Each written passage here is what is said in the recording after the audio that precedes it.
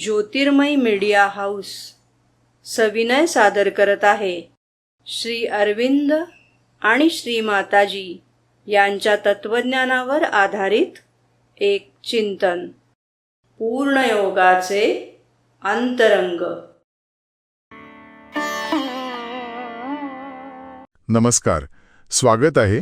टीका किंवा नकारात्मक शेऱ्यांना सामोरं जाणं हे आपल्या सगळ्यांसाठीच खूप अवघड असतं. म्हणजे कोणीतरी आपल्या कामाबद्दल किंवा आपल्याबद्दल काहीतरी वाईट बोललं की आपल्याला एकदम राग येतो, वाईट वाटतं. बरोबर. पण आज आपण त्यावर चर्चा करणार आहोत. श्रीमाताजींचं दी अल्केमिकल ग्रेस ऑफ क्रिटिसिझम ते याकडे बघण्याचा एक पूर्णपणे वेगळा दृष्टिकोन देतं. अगदी. त्यांच्या मते टीकेमुळे येणाऱ्या या भावना म्हणजे हा राग, हे दुःख, हे साधकासाठी म्हणजे जो आध्यात्मिक मार्गावर आहे त्याच्यासाठी एक अडखळा ठरू शकतात. हो, आणि यातली मूळ कल्पनाच खूप खूप आकर्षक आहे.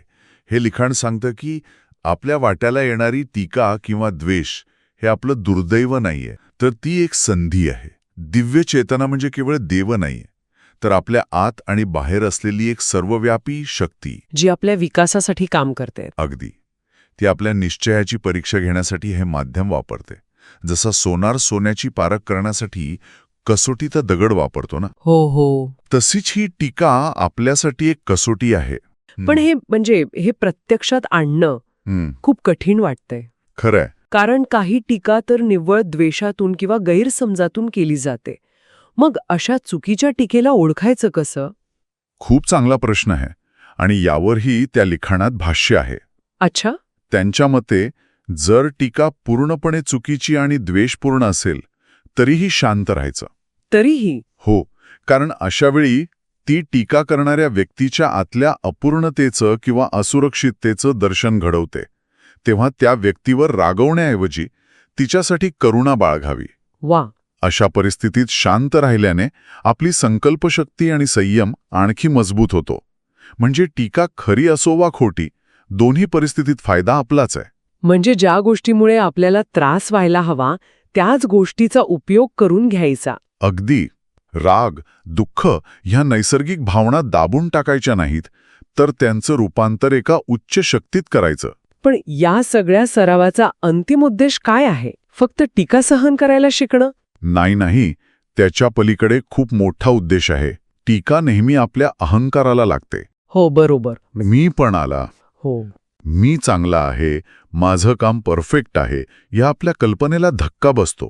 ह्या दृष्टिकोनाचा सराव केल्याने हळूहळू हा अहंकार विरघळू लागतो. आणि साधकासाठी अहंकारावर विजय मिळवणं हे एक महत्वाचं ध्येय असतं.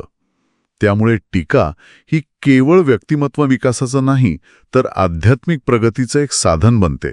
म्हणजे टीकेला वैयक्तिक हल्ला न मानता स्वतःच्या अहंकाराला ओळखण्याची आणि त्यावर काम करण्याची एक संधी म्हणून बघायचं. अगदी बरोबर. या चर्चेच्या शेवटी एक विचार मनात येतोय.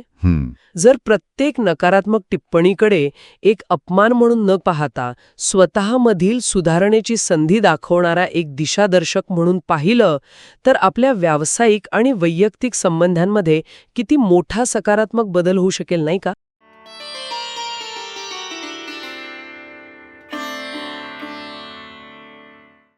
धन्यवाद. उद्या पुन्हा भेटूया आपल्या ऑरो मराठी चॅनलवर.